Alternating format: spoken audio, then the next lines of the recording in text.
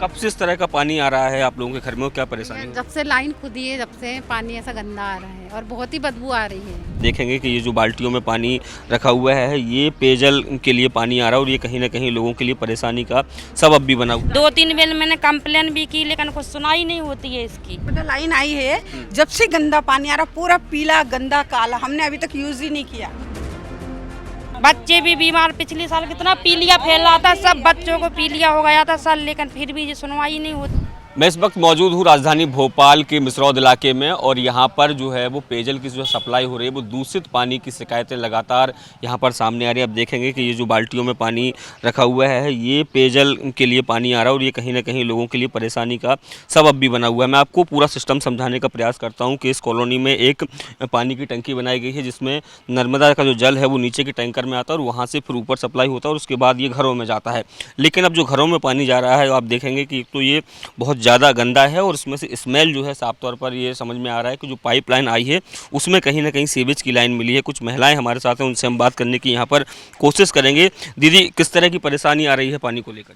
बहुत ज़्यादा परेशानी आ रही है, जैसे बदबू भी बहुत ज़्यादा आता है पानी में, इसके पीने में तो इस्तेमाल कर ही नहीं सकते, फिर घर में इसमें पानी अलग से इस्तेमाल कर लेकर टैंकर बुलवाते हैं, फिर उसका पानी इस्तेमाल करते हैं। तो कब से इस तरह का पानी आ रहा है आप लोगों के घर में, क्या परेशानी है? जब से लाइन खुदी है जब से पानी ऐसा गंदा आ रहा है और बहुत ही बदबू आ रही है।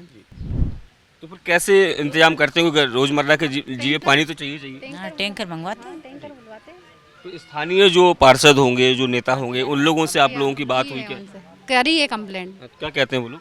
अब वो तो अभी कुछ डिसीजन लिया ही नहीं है उन्होंने। हाँ, आए ही नहीं है, वो तो कुछ जवाब भी नहीं है। उनको आना चाहिए, देखना चाहिए। जब से बिल्कुल। नर्मदा लाइन आई है जब से गंदा पानी आ रहा, पूरा पीला गंदा काला, हमने अभी तक यूज ही नहीं किया। हर व्यक्ति बीमार हो जाएगा ऐसे में, फिर क्या करेंगे? सोसाइटी का भी गंदा आ रहा है पानी। जी। सोसाइटी का भी जो नर्मदा डालते हैं इसमें वो भी गंदा ही आ रहा है। वो भी गंदा आएगा। सोसाइटी में मतलब इसमें पानी डलता है वो भी गंदा आ रहा पहले है। से गंदा आ रहा है, नर्मदा का। साल भर से गंदा आ रहा है जी पानी। बिल्कुल, एक एक करके बात करें। जी बताइए क्या? जब से जे लेन इसमें जॉइंट भाई है इसमें सर, तो जब से जे गंदा पानी आ रहा है, कम से साल भर हो गई इसको गंदा पानी।